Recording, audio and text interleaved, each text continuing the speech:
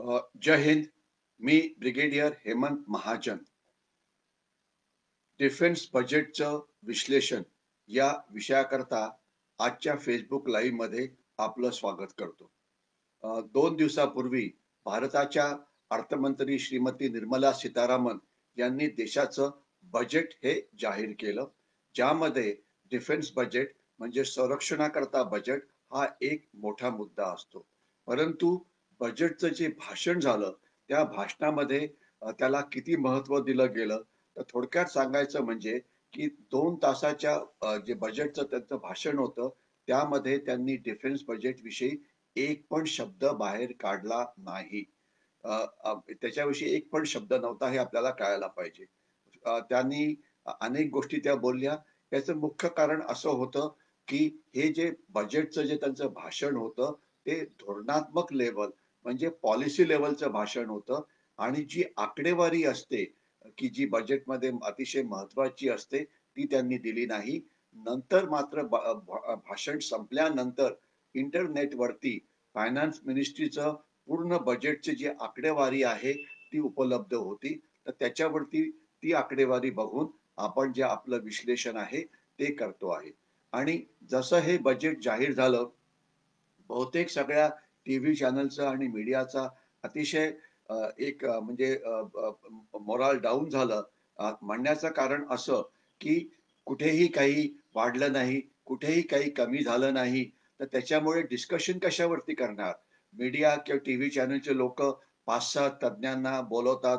कोणी शेतकरी समाजातला कोणी शेतकरी तज्ञ असतो, कोणी इंडस्ट्री मधला असतो, कोणी अर्थतज्ञ वेगवेगळे तथाकथित तज्ञ येतात आणि त्याचं विश्लेषण करण्याचा प्रयत्न करतात. आणि हे जे इन्स्टंट विश्लेषण असतं ते नेहमीच धोकादायक असतं. कारण अर्धवट असलेल्या माहितीवरती आपण ते विश्लेषण हे करतो आणि आकडेवारी जर तुम्हाला मिळाली नाही तर तुम्ही विश्लेषण कसलं करणार?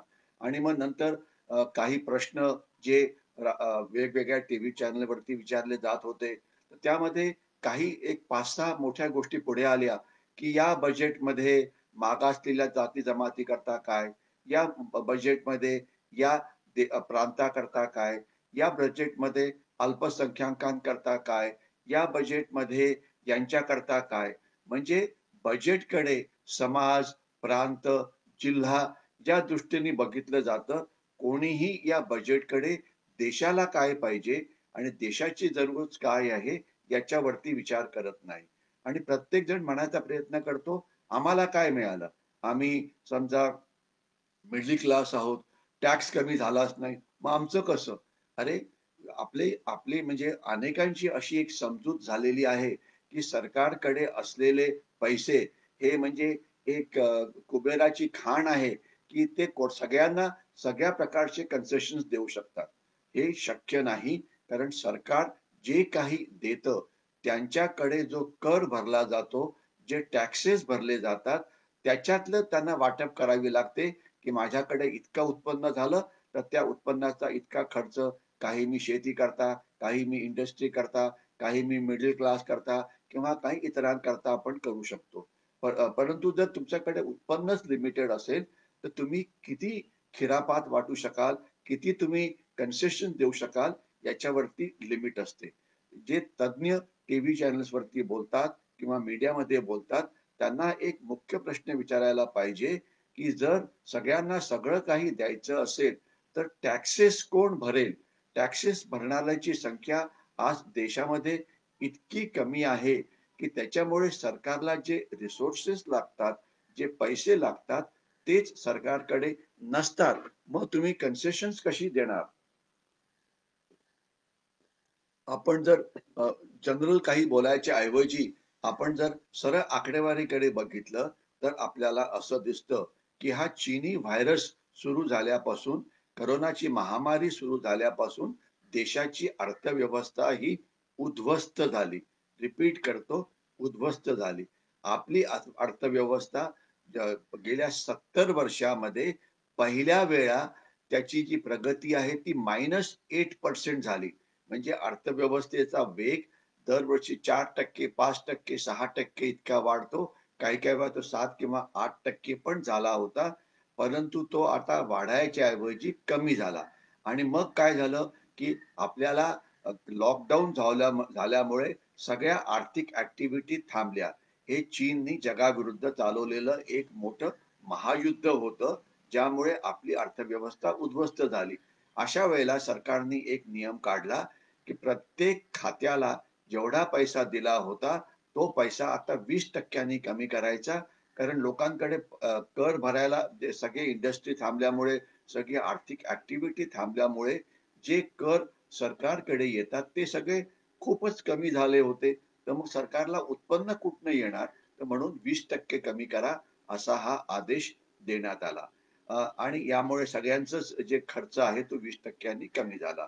आता मी माझं लक्ष फक्त केंद्रित करतो डिफेन्स बजेटवरती किंवा सुरक्षेच्या बजेटवरती. लक्षात असावं, की जे सगळे एक्सपर्ट्स टीव्हीवरती आले होते, त्यामध्ये कोणीही सुरक्षा तज्ञ नव्हता किंवा मीडियामध्ये सुद्धा, की जो सुरक्षेकरता यामध्ये काय झालं आहे, हे सांगण्याचा प्रयत्न करत होता. लक्षात असावं, की आज देशाकडे जेवढा पैसा बजेटमध्ये खर्च होतो, त्यामधला जवळ-जवळ 9 ते 10% पैसा हा मिनिस्ट्री ऑफ डिफेन्स म्हणजे संरक्षण मंत्रालय म्हणजे आर्मी, नेव्ही, एअर फोर्स वरती खर्च होतो. 7 ते 8% पैसा जो आहे तो मिनिस्ट्री ऑफ होम अफेअर्स वरती खर्च होतो. याचा अर्थ त्याच्यामधले जी अर्धसैनिक दलं आहेत, म्हणजे बॉर्डर सिक्युरिटी फोर्स आहे, जे बांगलादेश सीमेवरती आहे, CISF आहे, जे नक्षलवादी भागात थोडंफार काम करतं, CRPF आहे, जे नक्षलवादी भागात काम करतं, काश्मीरमध्ये असतं. त्याच्याशिवाय सीमा सुरक्षा बल आहे, जे नेपाळ आणि भूतान सीमेवरती असतं. कोस्ट गार्ड आहे, जे सागरी सुरक्षेकडे लक्ष ठेवून असतं. तर त्यांना 7 ते 8% पैसा हा मिळतो. एवढंच नव्हे तर इंटेलिजन्स ब्युरो आहे, रिसर्च एनालिसिस विंग आहे, म्हणजे गुप्तहेर संघटना आहे. ज्यांना सुद्धा पुष्कळ वाढ ही केली जाते. एवढंच नव्हे तर इनडायरेक्टली अनेक पैसा हा सुरक्षेवरतीच खर्च होतो. उदाहरण द्यायचं म्हटलं तर परवाच्या बजेटमध्ये इन्फ्रास्ट्रक्चर म्हणजे रस्ते बांधणं, रेल्वे बांधणं याच्यावरती प्रचंड पैसा हा खर्च केला जात आहे. आणि आपण आकडेवारी वाचली असेल, की महाराष्ट्राचे एक सुपुत्र नितीन गडकरी आता रस्ते बांधण्याचा त्यांनी वेग इतका जास्त वाढवलेला आहे, की पहिले दररोज 12 ते 13 किलोमीटरचे नवीन रस्ते बांधले जायचे. परंतु आता त्याचा वेग 40 किलोमीटर प्रतिदिन झालेला आहे. रस्ते बांधले तर सगळ्या समाजाला याचा प्रचंड फायदा होतो. कारण एखाद्या गावामध्ये काही उगवत असेल, शेती असेल, तर शेतीचा माल हा शहराकडे जाऊ शकतो. त्या गावाला लागणाऱ्या इतर वस्तू रस्ते असल्यामुळे लवकर येऊ शकतात. मेडिकल प्रॉब्लेम्स जर काही अचानक इमर्जन्सी झाली तर त्याची मदत होते. त्याच्याशिवाय त्या भागाची भरभराट होते कारण तिथे रस्त्यावरती कोणी दुकानं उघडतात, चहाची टपरी उघडतात, एखादं वडापावचा स्टॉल लावतात. म्हणजे रस्ता तयार झाला की रस्त्याच्या कडेला अनेक आर्थिक संस्था या तयार होतात.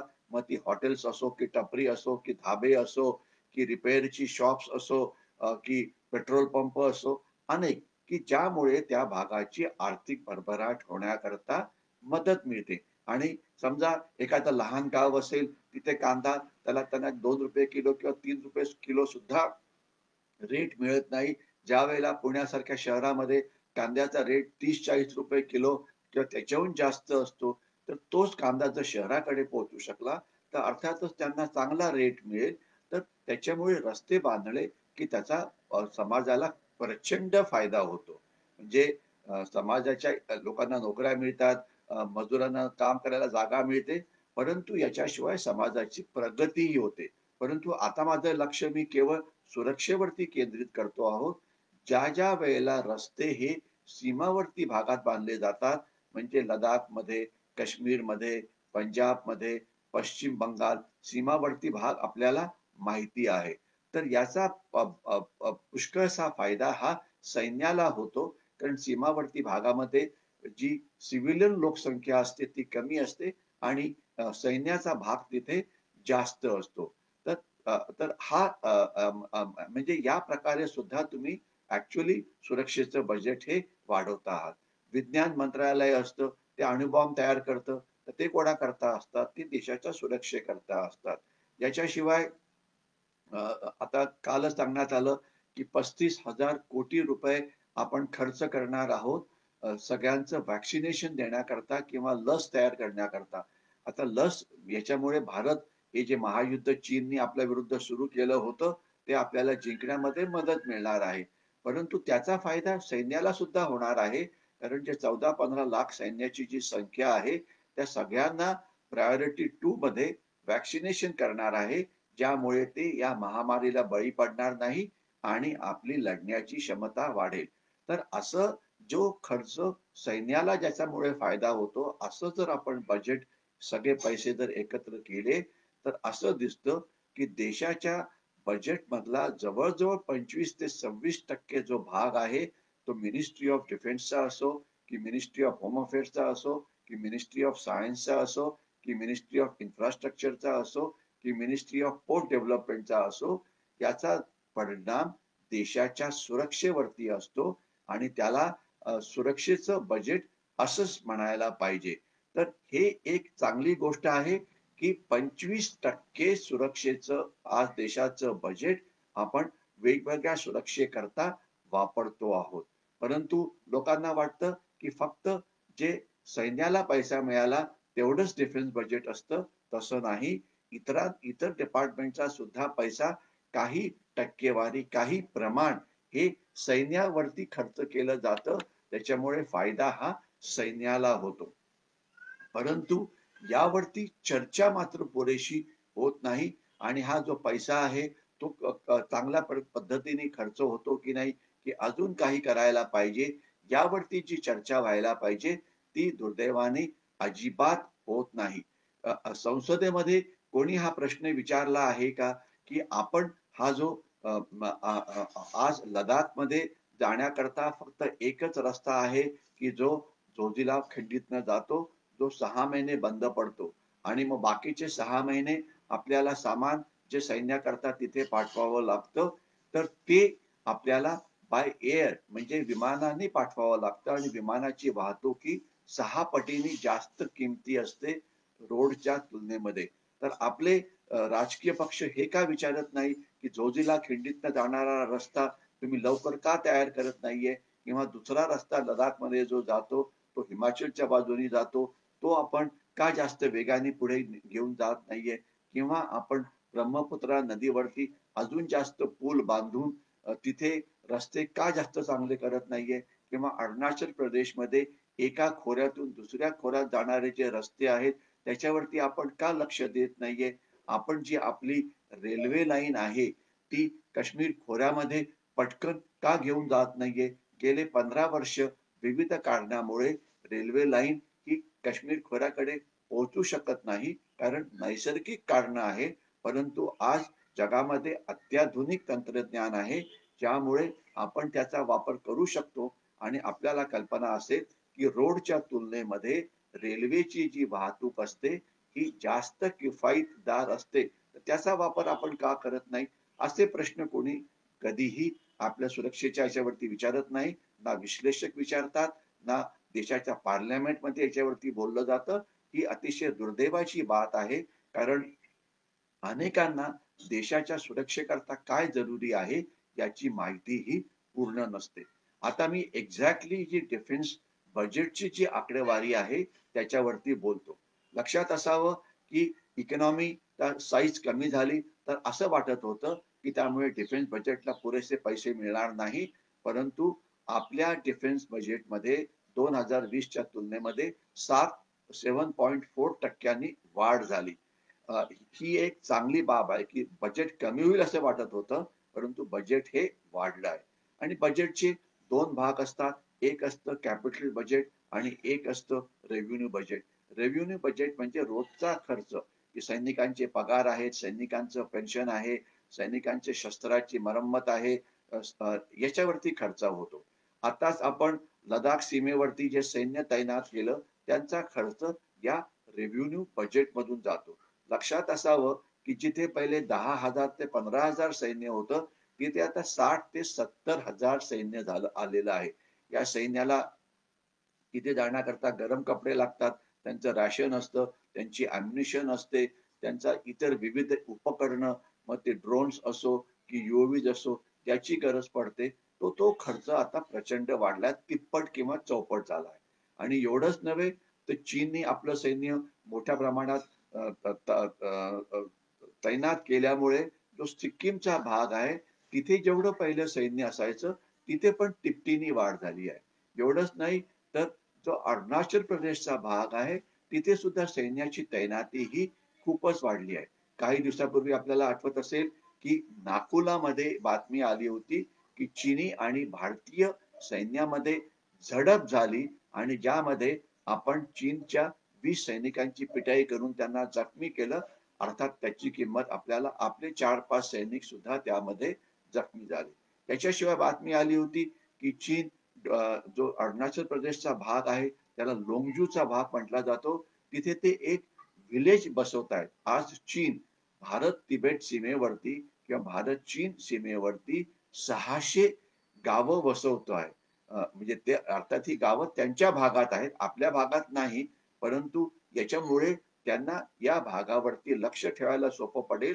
कारण जी अरुणाचल प्रदेशची सीमा आहे, शेकडो किलोमीटरवरती आपली कुठली गावच नाही. अनेक वेळा आपण अनेकांनी सांगण्याचा प्रयत्न केला, की आपले रिटायर्ड झालेले सैनिक, रिटायर्ड झालेले अर्धसैनिक दलं यांना त्या भागात वसवायला पाहिजे, ज्यामुळे त्या भागावरती आपोआपच आपलं लक्ष हे राहील. चीन करतो आहे, पण आपण करू शकत नाही, कारण आपल्याकडे याकरता पैसे हे कमी पडतायत. तर रेव्हेन्यू बजेट हे जवळ-जवळ 20,000 कोटी रुपयांनी वाढलं. याच्यानंतर आपल्या लक्षात आलं, की आपल्या एअर फोर्सकडे जी सुखोई विमानं आहेत ती कमी आहेत, कारण ॲक्सिडेंट होतात. काही अनेक कारणं आहेत. आपल्याकडे मिग विमानं ही कमी पडतायत. तर आपण 40 ते 50 नवीन इमर्जन्सी प्रोक्युरमेंट करायचं ठरवलं.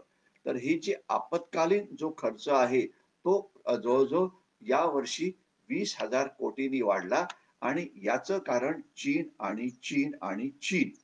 चीन तिथे आला तर तुम्हाला तुमची हेलिकॉप्टर तिथे पाठवावंच लागतील. तुम्हाला तुमचं हवाई दल तिथे पाठवावंच लागेल. तर तो खर्च वाढतो. एवढंच नव्हे, तर भारत-पाकिस्तान जी सीमा आहे, त्याला आपण LOC म्हणतो. तिथे रोजच लढाई होते.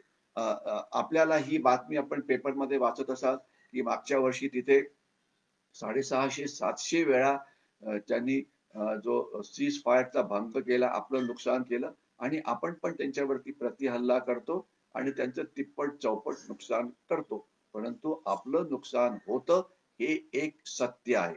आपण प्रत्येक वर्षी 3.5 ते 4,000 सैनिक विविध कारणामुळे गमावतो. त्यांना आपल्या प्राणाचं बलिदान करावं लागतं. मग ते LOC वरचं फायरिंग असो, की गलवानमध्ये झालेली झडप असो, की ॲक्सिडेंट होतो किंवा एखादा माइनफील्ड ब्लास्ट होतो किंवा अॅव्हलांच होत येतं किंवा बर्फाचा कडा कोसळतो. सियाचीन ग्लेशियरमध्ये लोकं काही खड्ड्यामध्ये पडतात. आपल्या सैनिकांविषयी मी बोलतो आहे. तर यामुळे हे सैनिक आपल्या प्राणाचं बलिदान देतात आणि मग त्यांना आपल्याला उरलेला काळ पेन्शन द्यावं लागतं. यामुळे आपला जो खर्च आहे तो वाढतो. तर आज लक्षात ठेवा, ज्यावेळेला एक आर्टिलरीचा बॉम्ब सीमेवरती फायर केला जातो, त्याची किंमत ही पुष्कळ असते. हजारो रुपयेमध्ये असते. तर फायरिंग जरी केलं, तरी आपलं आर्थिक त्याच्यावरती खर्च होतो. तर हे खर्च हा वाढतोच आहे.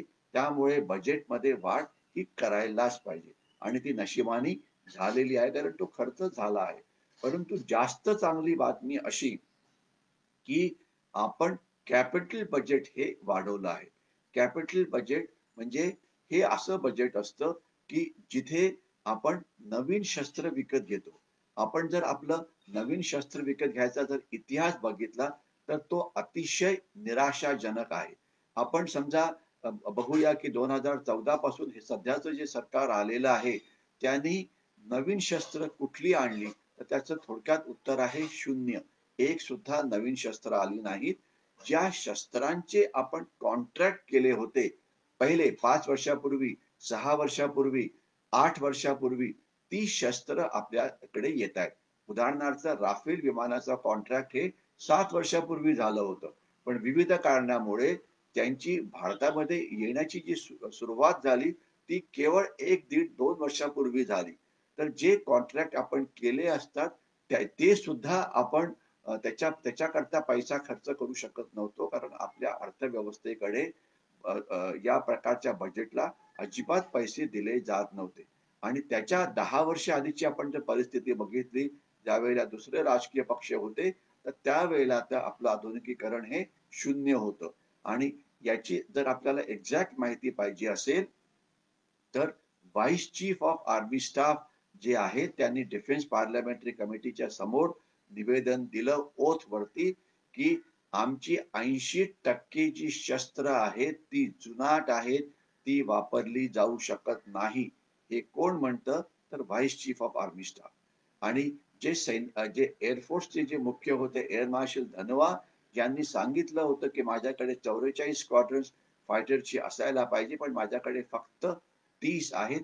तर यामुळे मी टू फ्रंट वॉरला तयार नाही. चांगली बातमी अशी आहे, की यावर्षी पहिल्यांदा आपण कॅपिटल बजेट वाढवलेलं आहे, ज्यामुळे जुने झालेले करार तर आपल्याला त्याच्यावरती अंमलबजावणी करता येईल, परंतु काही नवीन शस्त्र सुद्धा विकत घेता येतील. आपण काल परवा पेपरमध्ये वाचलं असेल, की लाईट कॉम्बॅट एअरक्राफ्ट तेजस आपण 84 विमानं विकत घेतोय. त्याकरता 50-60 हजार कोटी खर्च होणार आहे. त्याच्याशिवाय आपण नवीन तोफा घेतो आहे, नवीन इतर उपकरणं घेतो आहे. तर त्याला आता थोडीशी वाढ ही झालेली आहे. तर बजेट हे वाढलं ही एक चांगली गोष्ट आहे. परंतु बजेट जास्त कसं वाढवायचं?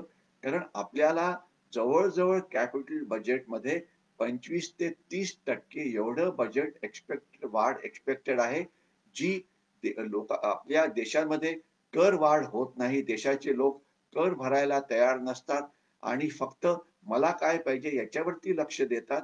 तर त्यामुळे आपलं बजेट हे वाढू शकत नाही. कारण आज एक उदाहरण द्यायचं म्हटलं तर असं मानलं जातं, की आज आपली पुण्यासारखं जे शहर आहे, तिथे कमीत कमी 30 ते 35 लाख लोकांनी इन्कम टॅक्स हा भरायला पाहिजे. परंतु प्रत्यक्षात फक्त 5 ते 6 लाखच लोकं इन्कम टॅक्स भरतात. आणि सुसंस्कृत शहरामध्ये आपण जर अशा प्रकारे टॅक्स म्हणजे चुकवतो आपल्यातले काही जण, तर जी सुसंस्कृत शहरं नाही, त्यांची मी नावं घेत नाही, तिथे काय असेल? तर आज आपला कराचा जो बेस आहे हा वाढल्याशिवाय देशाला लागणाऱ्या गोष्टी आपण वाढवू शकत नाही. परंतु या बजेटमध्ये 2 चांगल्या गोष्टी अशा झाल्या, की त्यांनी काही अतिशय नाविन्यपूर्ण पावलं उचलली. उदाहरणार्थ त्यांनी जे आपलं पेन्शन बजेट जे आहे ते कमी करण्याकरता एक पाऊल उचललं. त्याच्याविषयी अजून माहिती पेपरमध्ये आली नाही, पण ती येईल, की आता सैनिकांचं जे वय आहे रिटायर व्हायचं ते थोडं वाढवलं जाणार आहे. 1 वर्षापासून तर 3 प्रमाणे प्रत्येक रँकला ते वेगवेगळं असेल.